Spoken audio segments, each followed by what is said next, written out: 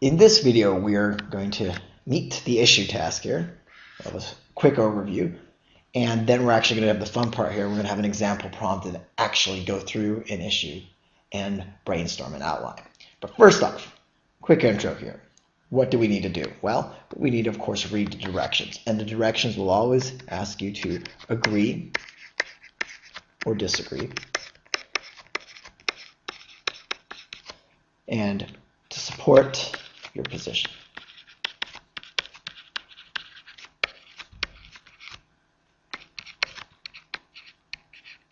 Sometimes they will give you a little extra information, and it's important for you to read the extra information. However, at the end of the day, you will always be focused on these two things. So definitely read the extra info, but know that agree, disagree is the gist of the issue task. Now, in agreeing or disagreeing, of course, you want to eventually come up with a side here. So you always want to choose a side. Do you agree or disagree? But oftentimes this extra info will explicitly say that you have to look at both sides of the argument. So you will choose a side, but you will have to look at both sides. That is, there's a positive and a negative, a pro and a con, as I call it.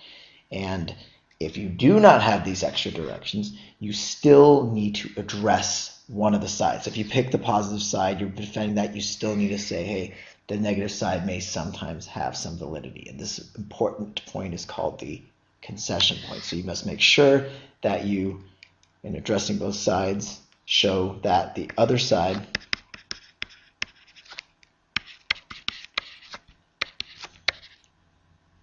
is also valid in some cases.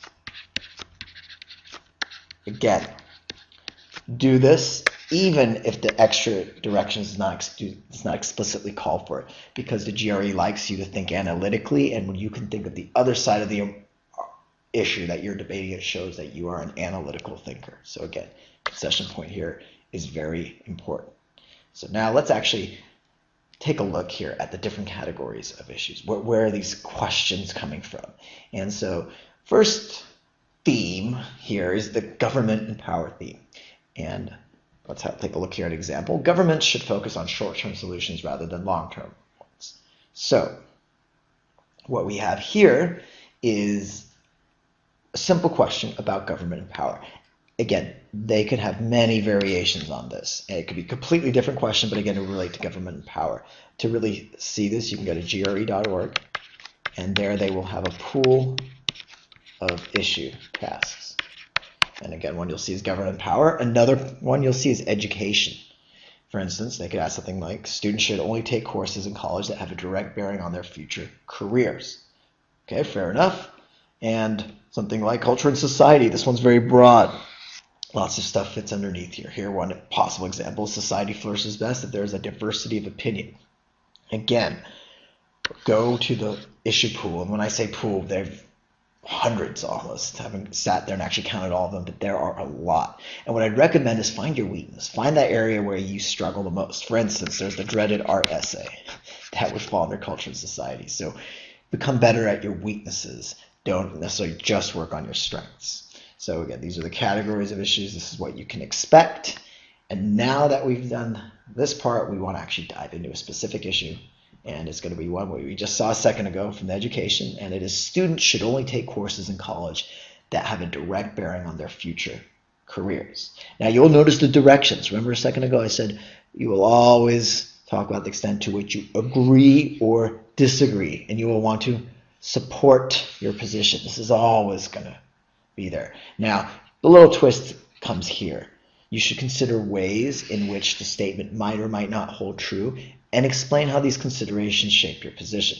So this is important. Keep that in mind. But again, when you're brainstorming here, know that you want to come up with both sides, pro and con, and show to what extent you agree or disagree, and then support that position. So let's do that now. What we're going to do is we are going to come up here with a brainstorm and an outline. So I'm going to put the pros on this side. Here's the pros. And on this side, we're going to put the cons. So we think through this and say, yeah, that's a great idea because students spend less time in college.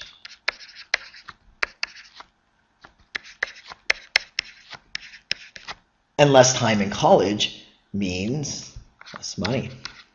That is, students don't have to spend as much money in college. They can get out in 3 years perhaps, because if they're taking courses only that have a bearing on their future careers, this is great. Less time. What does that allow them to do? Well, in addition to saving a lot of money and not feeling like they're taking irrelevant courses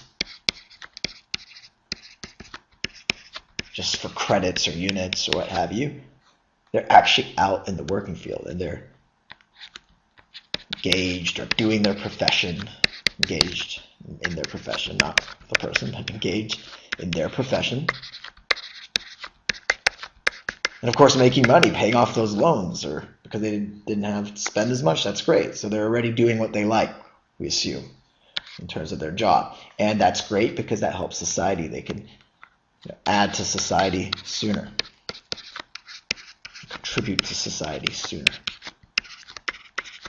So that's great. So we can come up with a few. Now, don't sit here all day and just go, okay, what else can I come up? What else can I come up with?